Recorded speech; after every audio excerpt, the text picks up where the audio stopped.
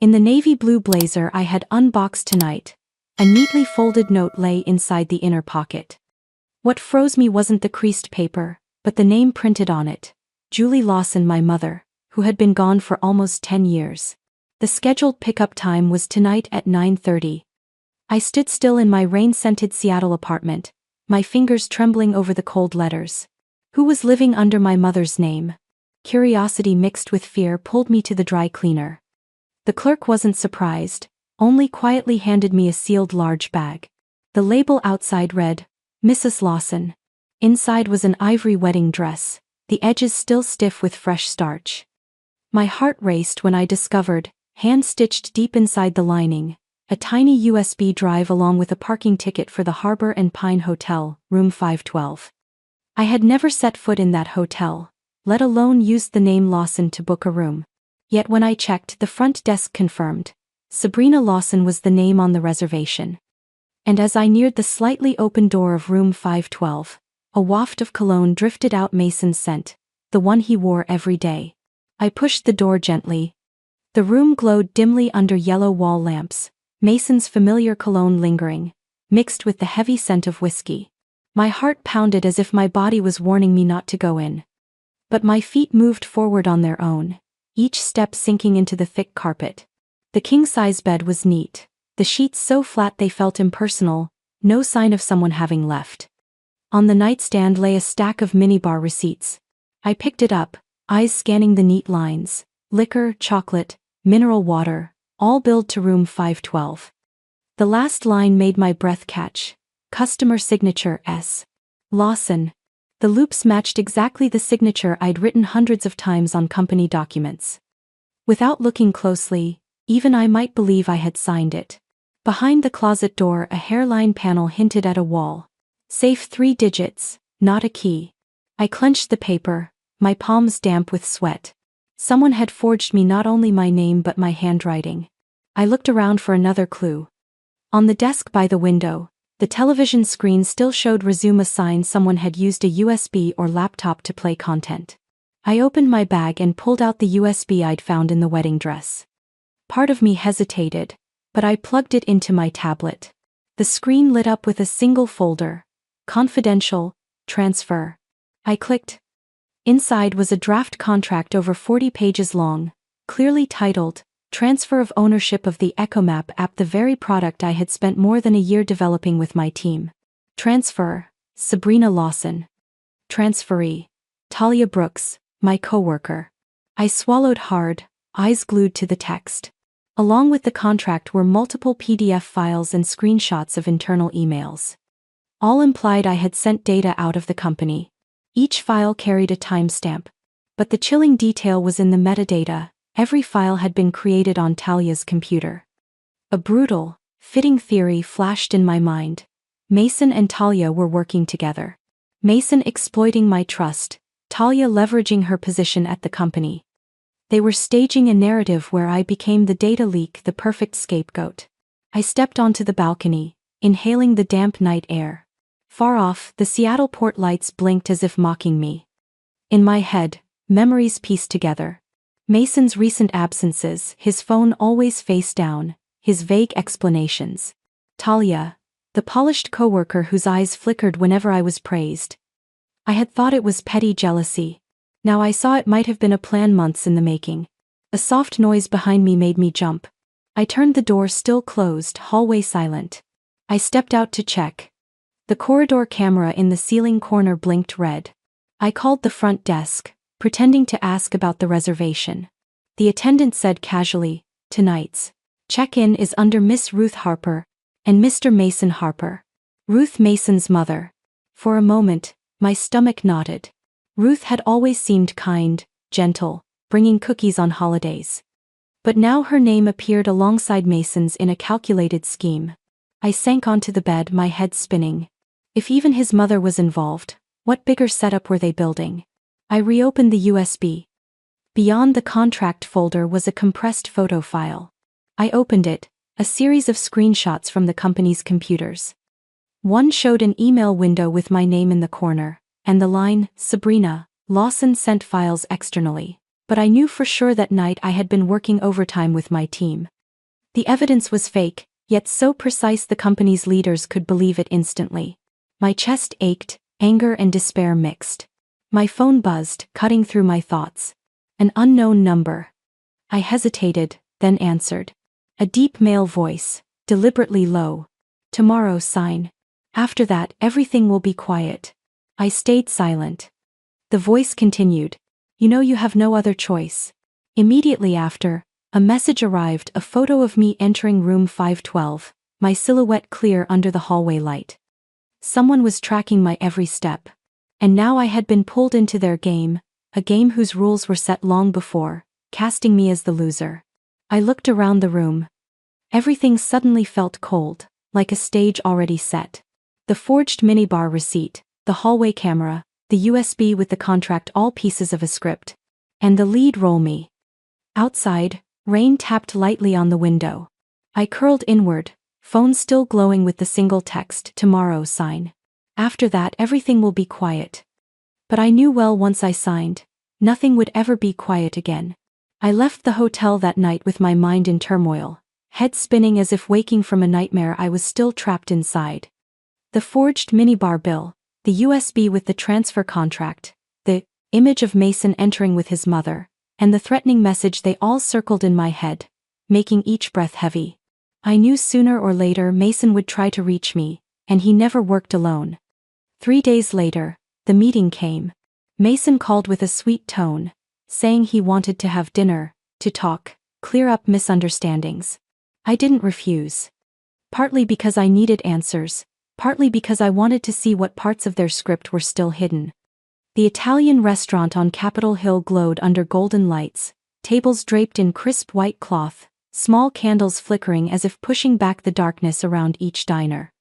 Mason chose a table by the window, where he could watch Seattle's bustling night streets.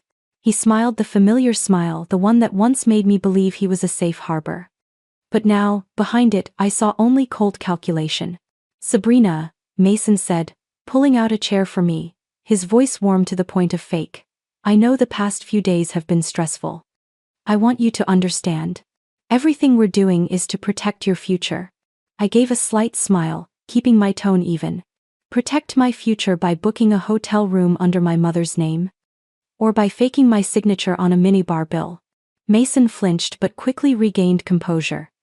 He set the menu down, eyes like he was soothing a stubborn child. You're always smart, but sometimes you see things through a negative lens. Trust me, there are things my mother and I did too. Make sure you wouldn't be dragged into something bigger. I hadn't answered yet when a familiar figure approached. Ruth Mason's mother appeared, a small handbag in her hand. She smiled softly, as if her presence here were entirely coincidental. Oh, Sabrina, how lovely to see you here. Mason, you don't mind if I sit for a moment, do you? I forced down the surge of anger. Ruth sat without waiting for us to reply. Then she slowly took a stack of papers from her bag and placed them neatly before me. This is the new confidentiality agreement. All you need to do is sign, admit you accessed certain internal data without permission, and everything will be handled quietly. The company won't go public, and your future will be protected. I lifted the papers, flipping through a few pages. The language was icy, each line a trap. One signature, and I would be guilty. In that moment, I noticed a small detail. The pen Ruth offered was unusual, with a narrow slit in its metal body. I tilted it slightly, light revealing a tiny black dot, a camera lens, a microphone. I looked up, voice steady. Interesting. Both the agreement and the pen are prepared with excessive care. Mason chuckled, pretending not to understand. You're always so suspicious. It's a pen. While they were still putting on their act, I discreetly slid my phone out from under the table, quietly snapping a photo of the faint serial number printed at the bottom of the document, while also switching on the recording feature. Every word, every breath of theirs was captured. The meal went on under a clumsy layer of theater. Mason tried to look gentle, Ruth counseled me with a falsely caring tone. I picked up each bite of pasta, chewing slowly as if completely calm. But inside, the pieces were starting to fit together. Mason, Ruth, and Talia. The proof came at the most unexpected moment. When Ruth leaned over to take a napkin from her bag, a flash of light caught my eye. I caught a glimpse of her phone screen lighting up, showing a group chat with a single name, 512. That name cut through my mind like a cold blade. The hotel room, the mysterious number, now revealed as their contact sign. I quietly shifted my eyes from Mason to Ruth.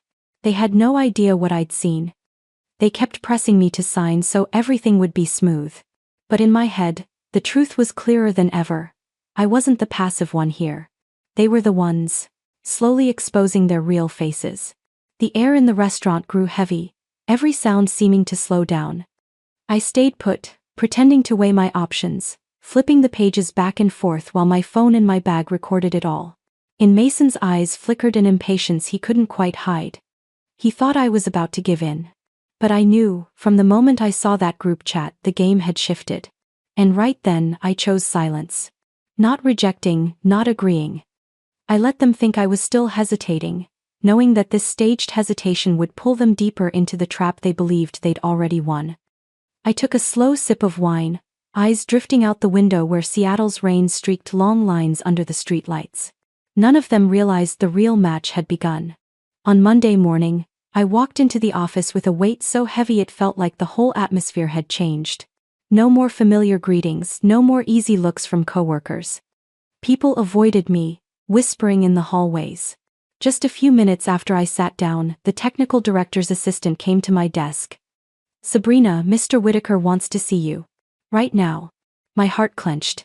I followed her down the long hallway, each step on the soft carpet suddenly heavy as stone. Inside the conference room, Mr. Whitaker was waiting, his usually gentle face now stern. He motioned for me to sit, then slid a color-printed file toward me.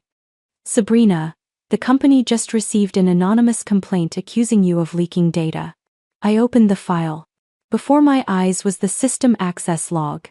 The bolded line made my breath catch. Account Sabrina Lawson logged into the server at 2:07 a.m. on Saturday, downloading a series of confidential files. I gripped the pages tight, my voice hoarse.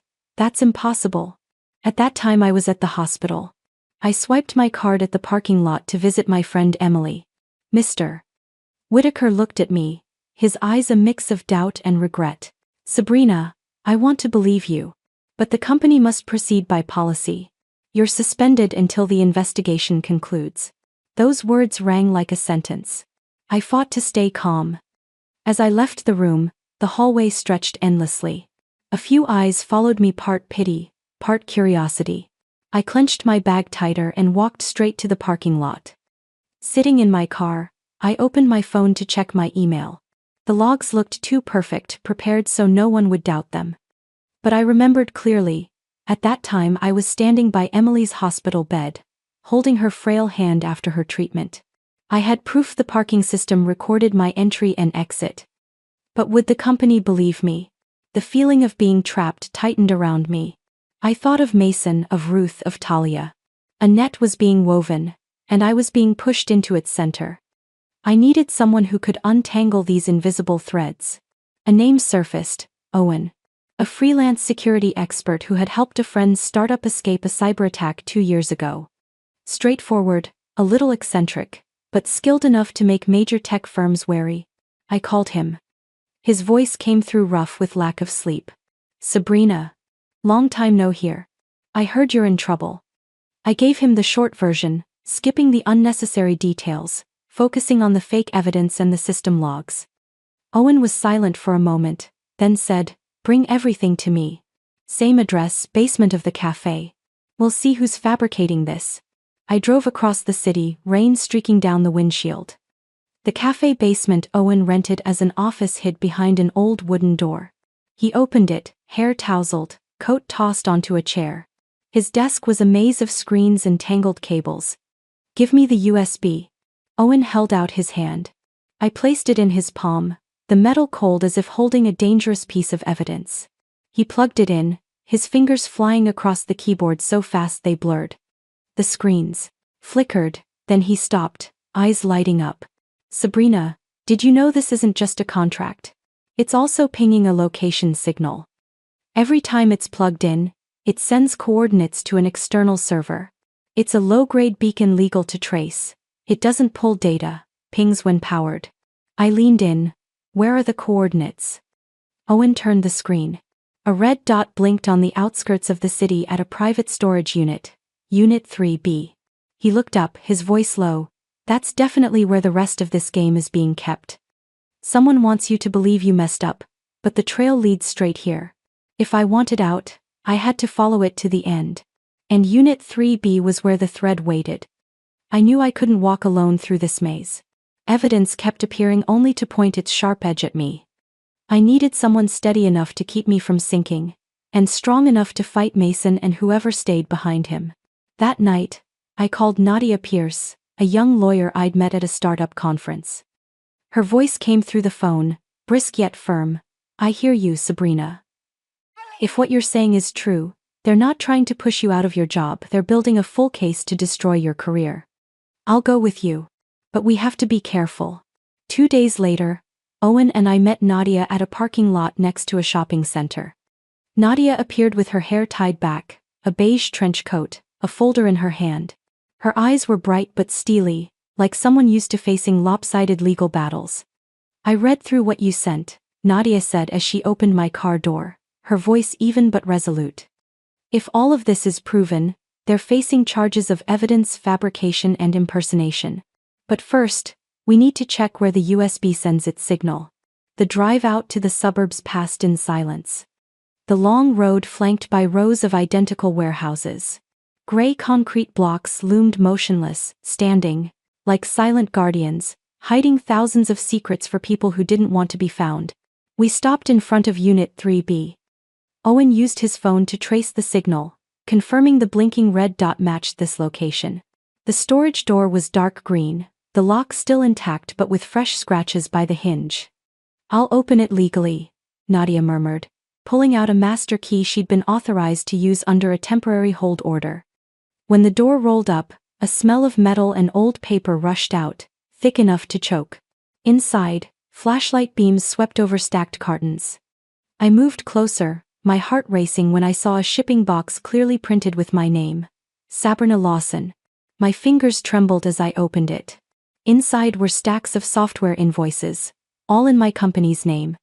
Used against me, these invoices would prove I had placed unauthorized orders and embezzled assets. I took a deep breath, forcing calm. Owen bent down and lifted out a heavy item, a seal stamping machine. He set it on an old wooden table, brushing a fresh streak of paint with his thumb. Sabrina, this is used to create fake seals. It means someone's reconstructing official shipments to make you look guilty. Nadia snapped photos of each detail, her voice dropping. This is direct evidence of staging. But we need something that can topple the entire script. When Owen pulled another box out, the thick dust made him cough. I moved closer, my eyes catching a flash of white fabric under the flashlight. I tugged it free, my heart stopping. It was my mother's wedding dress. I had thought it lost to time. Yet here it was, a captive witness. My hands shook as I touched the seam. Then I felt something odd. The stitching was uneven, as if someone had opened it and sewn it back. I carefully peeled the edge, just as I suspected. Hidden in the lining was a double-sewn pocket. I brought the light closer, cutting the thread with the small knife Owen handed me. Inside was a small object, a key to a safe deposit box at the Harbor and Pine Hotel. The key tag was stamped 349, oddly neat for an old hotel system. A storage key from the very hotel tied to all the recent events, the place where I found the USB, the place Mason and Ruth had once stepped foot. I gripped the key tightly, my breath coming fast. Memories of my mother rushed back those days. She worked tirelessly sewing to make ends meet. Why had her dress been dragged into this, and why did it hide this key? Nadia put a hand on my shoulder, her voice steadying me. Sabrina, this could prove they've used your family's identity to frame you. But first, we need to document everything. Owen kept searching, then pointed at the corner of the wall where a small camera was aimed at the door. He quickly connected to the storage device. Video clips filled the laptop screen. I held my breath at the images. Mason walking into the storage unit, Talia beside him. In their hands were access cards under the name S. Lawson. Their silhouettes were clear under the security light. They moved boxes, then left, as if the place belonged to them. My heart pounded. Each frame another knife into trust long since rotted. I bit my lip until it bled, whispering through my teeth, "They're using my name to clear their path." Mason's figure appeared on the screen, calm like someone in control. But I knew, the moment the camera captured him and Talia together, the scales had started to shift. I sat silent in the car all the way back from the storage unit, my hand clutching the cold key to the safe deposit box like a shard of metal driven into my skin. The images from the unit, the double-stitched wedding dress, the fake invoices, the video of Mason and Talia entering with the card under my name, all of it spun in my head. I knew to untangle it, I had to go back to the origin.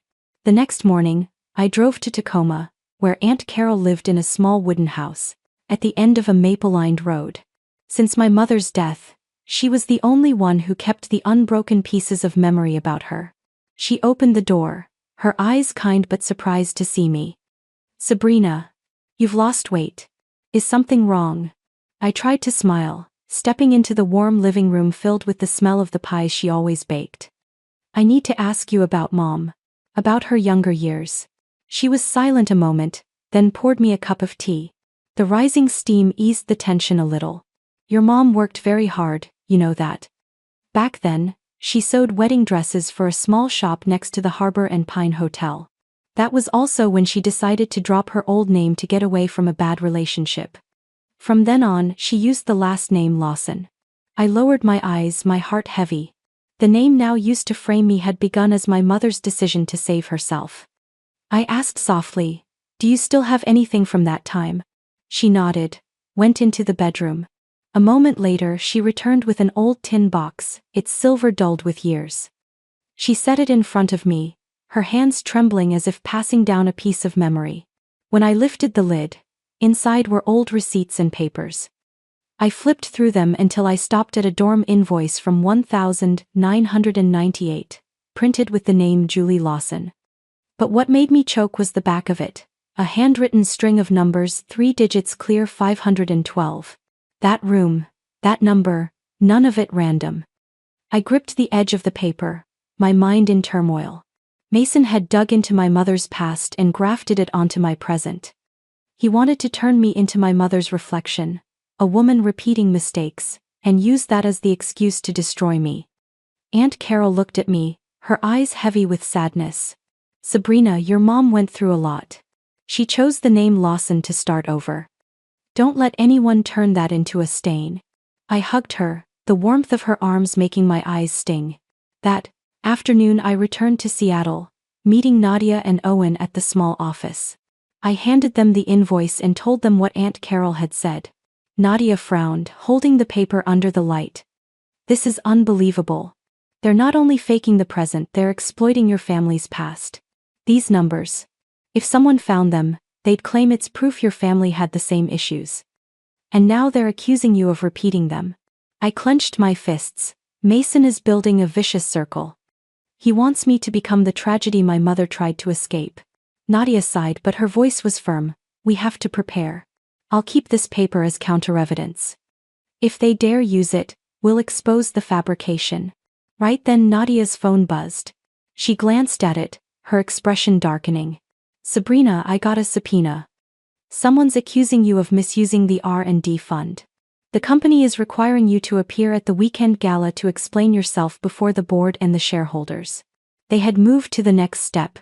If at the gala in front of everyone they accused me, my reputation would vanish. Owen's fist tightened, his voice sharp. "This isn't a game anymore. We have to get ahead of them." The evening of the gala came faster than I expected. Seattle lay under a fine drizzle, the raindrops glinting in the streetlights, smearing across the car windows like haunted streaks. Harbor and Pine loomed ahead, glowing bright, its revolving glass doors opening and closing to admit guests in elegant attire. That hotel, already haunting me with its blurred details, now stood as the stage for a grand play I was forced to join. The irony was that the company's gala was held on the lower floor, just a few stories below the very room where I'd once smelled Mason's cologne drifting out from a cracked door. All I had to do was look up to see the number 512 like a cold engraving hanging above me. Owen and Nadia walked beside me. Owen carried the backpack holding all the support equipment. He'd set it up to back up every audio and video signal from the gala's AV system. Nadia held a neat folder, inside it the evidence we'd collected from Unit 3B and from my mother's wedding dress. Before we entered, Owen leaned toward me, his voice low but firm. "Tonight, you're not the one being questioned. If we do this right, they'll be the ones explaining." I clenched the storage key hidden in my palm. The cold metal reminded me, I still had a card to play. The air inside the gala was suffocatingly elegant. Crystal chandeliers scattered sparkling light, tables draped in white cloth, glassware clinking softly as people toasted. A string quartet played a familiar classical piece, but to my ears it was only a backdrop masking the tension building inside me. Quietly, I slipped away from the crowd, heading toward the coat check area. With the key found in the wedding dress, I opened the matching safe deposit box. My hand trembled as I turned the lock, the mechanical clicks sounding like a fateful knock. Inside was a small black phone, clearly a backup device. I powered it on. Immediately, the screen lit up with a recording app already open. The first file appeared under a simple title, "For Sabrina." I pressed play. Mason's voice came through, clear and confident. "She needs to sign. We have to push so Sabrina has no way out." Then Ruth's voice followed, soft but steely. "Exactly. To make it look voluntary, we have to make the girl believe she's repeating her mother's mistakes. Once she signs, her reputation is finished." I shuddered. Those words were colder than any evidence. Not only Mason, but his own mother had joined in, crafting a story to reenact an old tragedy to drag me down. Owen was waiting in the tech control room, connected so these recordings could be played publicly if needed. I slipped the phone into my bag, my heart pounding but my eyes brighter than ever. The gala's official speeches began. The company board sat at the long front table. Mason appeared in a flawless suit, wearing a half-smile like a man who already knew the ending. He looked at me, his eyes cold and challenging. Ruth sat nearby, gripping her handbag, looking every bit the power figure in a meticulously staged play. After a few opening remarks, the atmosphere shifted. A board member rose, announcing that there was a complaint accusing me of misusing the R&D fund. Eyes turned toward me, scrutinizing, doubting. I stood tall, drawing a deep breath, about to speak when Mason stepped forward quickly, laying a hand on my shoulder as if showing concern. "Sabrina," he said loudly enough for all to hear. His voice laced with fake pity. "You should do the right thing. We all want to protect your future." I curled my lips into a faint smile. Those words, "protect your future," rang again, this time in front of everyone. I knew clearly, that was the net they'd thrown. I hadn't answered yet when Mason signaled. A server brought over a stack of papers, placing them before me. I recognized it instantly, the final agreement. He leaned close to my ear, whispering, "Sign it, Sabrina. Everything will be quiet." I lifted my head, my gaze steady. "Do you really think I would do that?" Mason's smile faltered slightly, but he quickly pulled me up, leading me past the rows of seats under the curious stares of the crowd. Without giving me time to react, he dragged me out of the hall and into the elevator. The numbers on the panel climbed 2, 3, 5. I realized I was being taken to the very floor where everything had begun. The doors opened, the familiar hallway stretched before me. Mason walked fast, his hand clamped tightly around my arm. At the familiar door, he pulled out a key, opened it, and pushed me inside. The room was silent, Mason's cologne faint in the air. He shut the door, locked it, then turned to face me. He placed the thick stack of papers on the table along with a pen. "This is your last choice," he said, his voice lowered, eyes no longer hiding the threat. "If you want to keep your career, sign." I looked at the words, the empty signature spaces like invisible chains ready to lock my life away. But this time I wasn't trembling. I knew I was standing at the center of the game. Every move from here had to be chosen with precision. The room shrank around me like a sealed box. Mason stayed there, his eyes gleaming under the pale yellow light, his face a mix of softness and menace. He slid the papers toward me, his tone low but falsely sweet. "Sabrina, I know you're afraid. But I'm here to help you. Just sign, and everything will be settled." I kept my calm expression though inside I was tangled. Mason always knew how to create the illusion of protection while tightening the rope around my neck. He stepped closer, his hand pressing down on my shoulder, his voice dropping as if sharing an intimate secret. "Don't you remember? The safe code is 349, right?" I froze. My skin prickled. That was the number on the key hidden inside my mother's wedding dress. I had never told Mason or anyone else except Owen and Nadia. His mistake was speaking it so casually. I raised my head, locking eyes with Mason. "Strange," I whispered, "I never told you that." Mason's face shifted, but he quickly forced a smile. "I guessed. That's all. But I already had enough." That slip was the crack in his perfect facade. Quietly, I slid my hand into my pocket, unlocking the backup phone I had hidden. One soft tap, and the broadcast mode activated. Owen, waiting in the tech control room below the gala, immediately linked the signal to the AV system. Mason's voice echoed through the hall, cold and undeniable. I feigned curiosity. "So, whose idea? Was it to make me sign at all costs?" Mason chuckled, sitting across from me, his voice dripping with arrogance. "My mother's. Ruth always knew how to make people tighten their own noose. You know, no one at the company believes you're innocent. Talia needed to add a few more pieces of evidence. Then you'd have nowhere left to run." I kept my face calm. But downstairs, the gala was now filled with his words, each syllable crystal clear. Guests froze, glasses lowered mid-toast. I imagined Owen mixing in the recording from the USB, Ruth's voice saying, "We have to make the girl believe she's repeating her mother's mistakes." The sounds blended, forming a vivid reenactment. Then the big screen below lit up. Hotel camera footage appeared.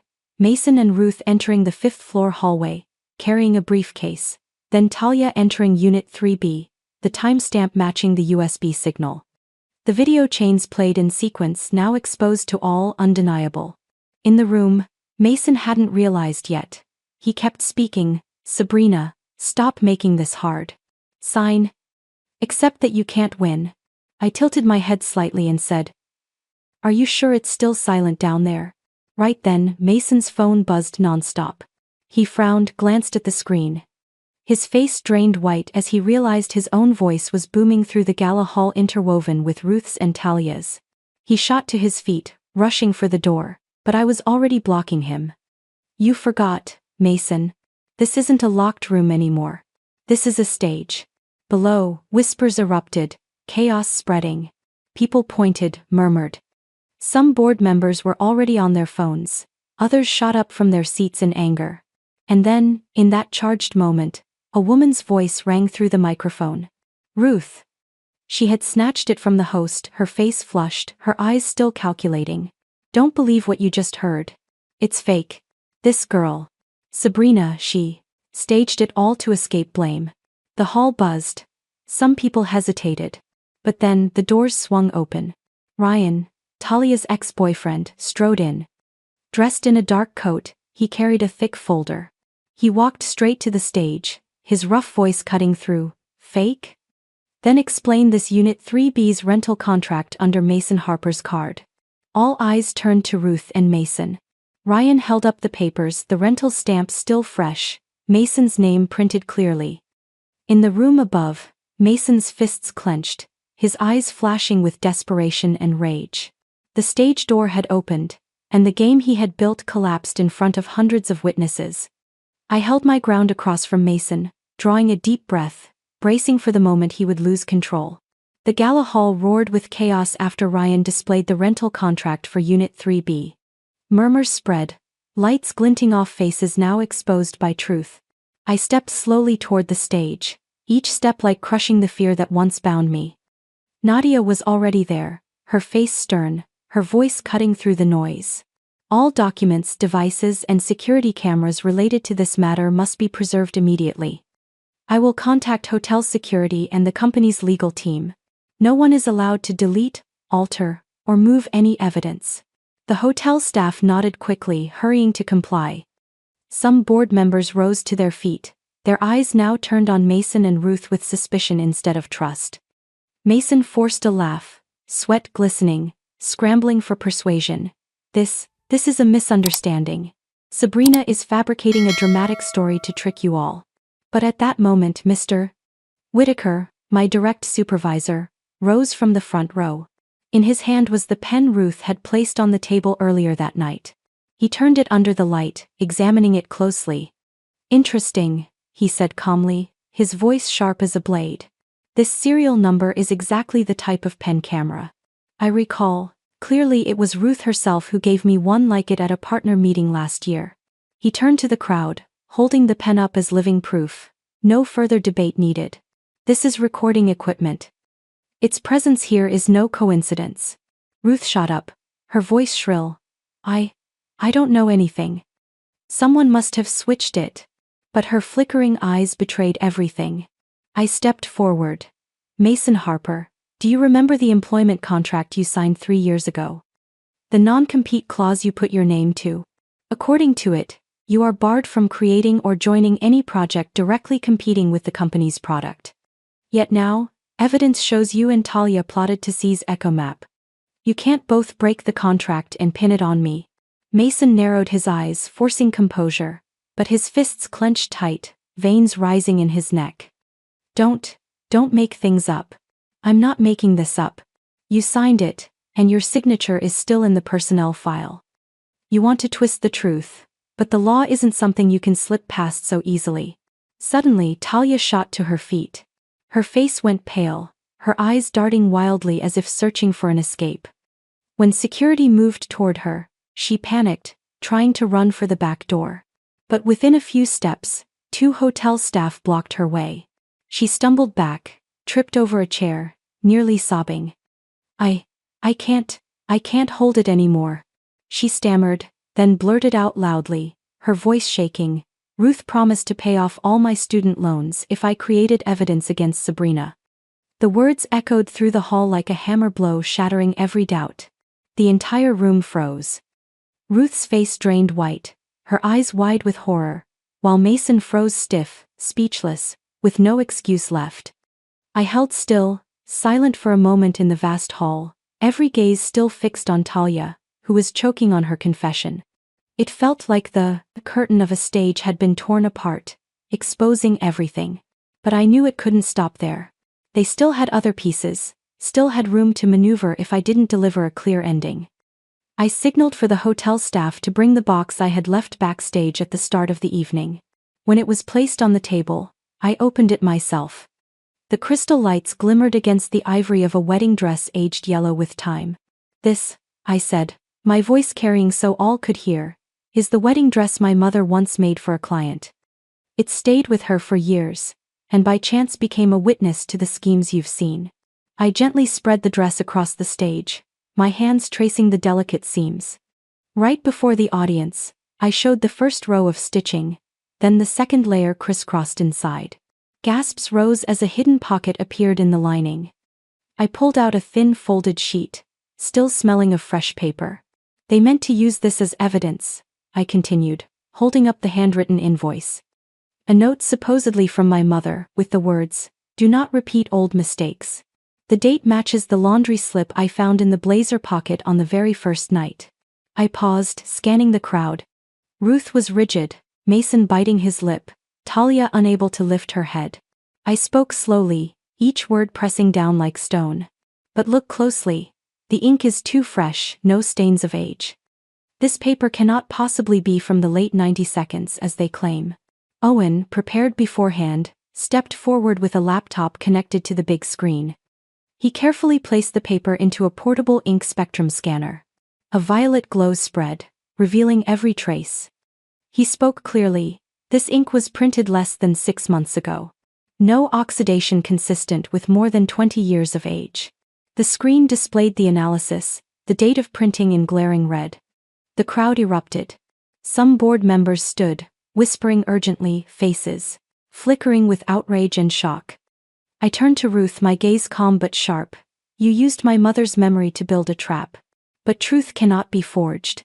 Ruth trembled, clutching her purse, but no words came. Mason looked away, sweat on his brow, his eyes frantic for a way out. I drew a deep breath, continuing, my voice not raised but resonant in the heavy silence. This isn't a plot against me. This is an insult to the memory of a woman who is gone. A woman you all know lived with decency and effort. Owen added another piece, a comparison of my mother's real handwriting on the 1,998 dorm invoice Aunt Carol had given me, against the clumsy letters of the forged note. One side slanted softly, fluid, the other stiff, rough. The hall buzzed, many shaking their heads. An older board director spoke, his tone sharp, shameful. Whoever thought of this has buried themselves. I placed the forged note back into the wedding dress, tucked it into the hidden pocket, and carefully closed the stitches like my mother once had. The chandelier light shimmered on the ivory fabric, like a final stitch closing a wound of lies. The hall's tension swelled, everyone waiting for what came next. But for me it was a moment apart. Amid accusations, schemes, and deceit, I felt my mother's hand on my shoulder, quietly giving me strength. And then, footsteps rushed at the back of the hall. A team of hotel security entered, followed by 2 police officers. They had received Nadia's call earlier. Mason glanced at Ruth. She turned ghostly pale, stepping back.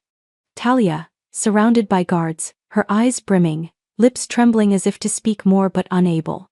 Hotel security walked in with 2 investigators from the company's legal division. The gala's former sparkle turned leaden, crystal lights now shining like spotlights on a battlefield of broken masks. One officer read the warrant, his voice calm but firm. Mrs. Ruth Harper, you are taken into custody for investigation regarding collusion and fabrication of evidence. Ruth shook violently, her purse slipping from her hands to the floor with a sharp thud in the silence. She stammered.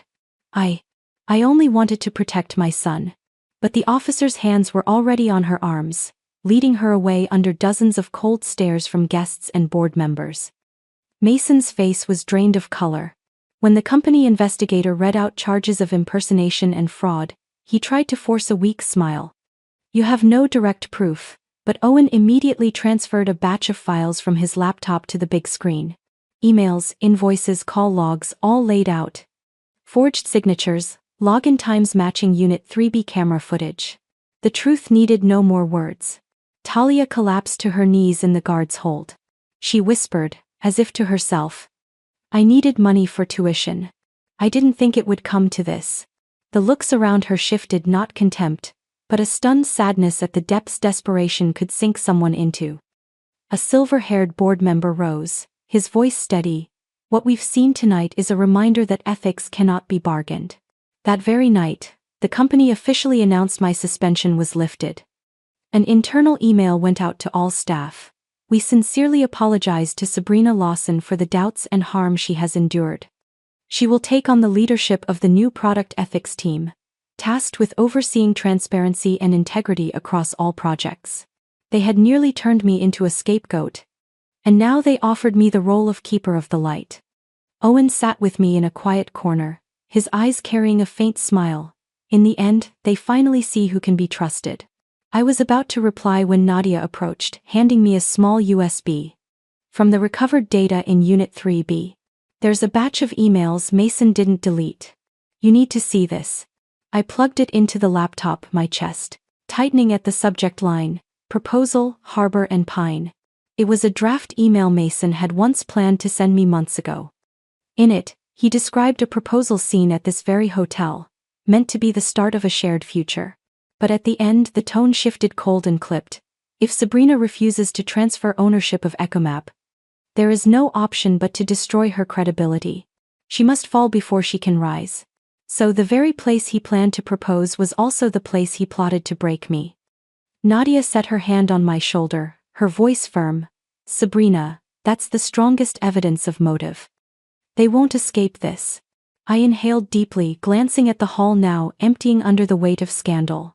People still whispered, eyes on me with curiosity and sympathy. But inside, the clearest feeling was silence. Like the last stitch after surgery closing the wound, but leaving a scar. I left Harbor and Pine like someone walking out of a long play, the gala lights fading behind me, leaving me in a strange emptiness. For weeks, my heart had beaten to the rhythm of schemes and secrets unveiled. When the noise finally settled, the sudden quiet was more unsettling than all the storms. I decided to move out of my old apartment. It held too many traces of Mason, too many nights waiting for a message that never came. I chose a small apartment overlooking Green Lake. By day, the water shimmered in sunlight like it was silvered. By night, the lake lay still like a giant mirror holding the stars. No more walls tied to fear. I began to live again with simple things. Each morning, I brewed my own coffee, listening to the drip through the glass filter, the aroma filling the small kitchen. I jogged around the lake, my breath falling in rhythm with the footsteps of others on the trail. At night, I dusted off my mother's old guitar, strumming a few simple chords. At first, the strings rasped from disuse, then grew warmer, like a familiar voice. Returning. Those habits, small as they seemed, slowly stitched shut the holes in my soul. One afternoon, I received an email from Micah, the tech journalist who had written pieces casting doubt on me throughout the investigation. He asked to meet at a cafe near downtown. I hesitated, but I went. Micah was sitting by the window, his face tense. When he saw me, he jumped up, his voice sincere. "Sabrina, I want to apologize. I was too quick to believe what they fed me. I didn't see the truth." I looked at him for a moment, then replied softly, "You weren't the only one. But at least you said this to my face." Micah exhaled, a new determination lighting his eyes. "I want to rewrite the story. Not as a scandal, not sensational, but as an honest piece about ethics in tech, and how someone like you was exploited and then stood up. Will you allow me?" I took a sip of coffee, the bittersweet taste running down my throat. Strangely, months ago I would have avoided the press. Now I nodded. If the story is told right, do it. That evening, when I returned to my apartment, I found a package waiting at my door. It was from Aunt Carol. Inside was an oak photo frame holding an old picture. In it, my mother smiled radiantly, wearing an ivory wedding gown she had made for a client, not the dress she kept. A note from Aunt Carol was tucked inside. "This was the dress your mother was proud of. The one you have is only a replica she restitched many times for fittings.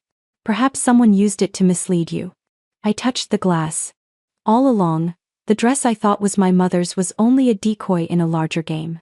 But the photo calmed me, her smile, in the real gown, untouched by anyone's schemes. That night, I opened the wardrobe. The navy blazer still hung neatly, its inner pocket now empty. No more laundry slip that had started it all. I brushed my hand across the stitching where a scrap of paper had once been hidden enough to upend my life. Outside, Green Lake was still, the breeze drifting through the curtains like the city's sigh. I closed the wardrobe, shutting away the nightmare, leaving only a quiet marker that I had survived a game of needles and fabric but also learned how to see through every stitch in life. One late autumn morning, when the maple leaves around Green Lake had turned dark red, I opened my mailbox and found a white envelope, my name neatly printed in the center. Not a bill, not the usual letters. On the top left, bold black letters read, "International Ethics in Tech Conference, San Francisco." My skin prickled. Inside was the official invitation. They wanted me on stage, to share my journey in a panel titled "When Evidence Speaks for Itself." I traced the edge of the letter, an unnameable feeling welling inside. Months earlier, I had been forced into silence, my voice drowned out by false reports and coerced agreements. Now I was invited to speak on truth and boundaries, not as a victim, but as a living witness. On the day I arrived in San Francisco, I stepped into the vast conference hall, spotlights shining on the high ceiling, the audience settling into their seats. The air was both solemn and heavy. My heart raced, my hands trembled slightly. Before walking on stage, I instinctively touched the navy blazer, the one that had started it all. Its pocket was empty now, but I could still feel the tiny seam where the laundry slip had once been hidden. A small, fragile detail, seemingly meaningless, had pulled me into a maze of schemes.